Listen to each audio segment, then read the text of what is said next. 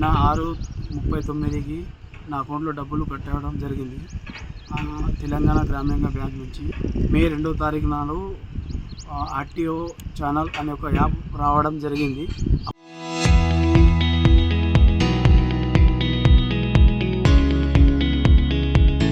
ఇప్పుడు నేను దానికి పర్మిషన్ ఆర్టీఓ ఛానల్ యాప్ రావడం జరిగింది.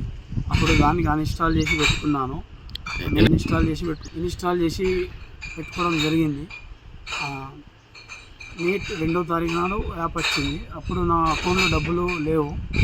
అయితే 4-5 డేస్ బ్యాక్ నా అకౌంట్లో డబ్బులు రావడం జరిగింది.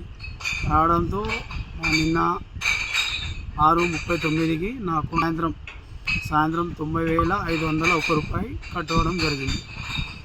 ఆ యాప్ ఫోన్పే ద్వారా ఓటీపీ రావడంతో నేను పోలీస్ స్టేషన్కి వెళ్తే తర్వాత ఫస్ట్ 30,000 కట్టాను. తర్వాత మళ్ళీ 30,000 కట్టాను. చేతిలోనే ఫోన్ ఉంది. Immediately step by step within ఒక 10 మినిట్స్లో నా 95,100 రూపీస్ కట్టాను. పోలీస్ స్టేషన్ వెళ్తే అక్కడ మై కవచం యాప్ ద్వారా చెక్ చేయడం జరిగింది. అయితే ఆ యాప్ ఆర్టీఓ ఛానల్ యాప్ అని ద్వారా దీని ద్వారా డబ్బులు పోయినాయని వాళ్ళు చెప్పడం జరిగింది. సైబర్ క్రైమ్కి 1930కి కాల్ చేయడం జరిగింది. కంప్లైంట్ చేయడం జరిగింది. వాళ్ళు అప్డేట్ ఇస్తామని చెప్పారు.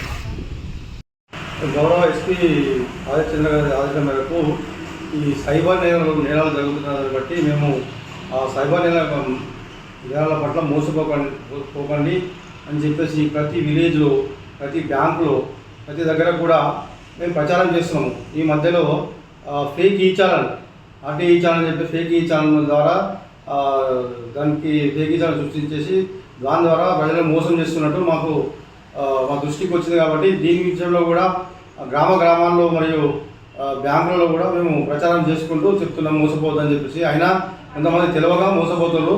ఒకవేళ ఎవరైనా మోసపోయినట్టు వాళ్ళు ఇమీడియట్లీ గ్రహిస్తే వెంటనే 1930 దానికి కాల్ చేస్తే మనం పోయిన డబ్బులు కూడా మనకు హోల్డ్లో పడతాయి.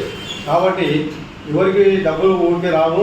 కంపల్సరీ మీరు ఈ సైబర్ నేరాల జాగ్రత్త ఉంటూ అనవసరమైన యాప్ని తిరగకుండా ఈ మధ్యన ముద్రాలు అని చెప్పేసి అది కూడా ఒక మీకు అమౌంట్ శాంక్షన్ అయింది. మీకు ప్రాసెస్ ఫీ కింద మీకు డబ్బులు కట్టాలని చెప్పేసి వాళ్ళు మీకు లింక్ పంపుతారు. దాని ద్వారా కూడా మోసపోతారు.